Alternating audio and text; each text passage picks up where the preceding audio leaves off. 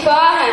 नबी करीम सल्लल्लाहु अलैहि वसल्लम ने मुश्किलात और आफात के लिए कुरान के जरिए इलाज की तलकीन फरमाई है और अल्लाह ताला ने कुरान पाक की हिफाजत का खुद जिम्मा ही लिया है।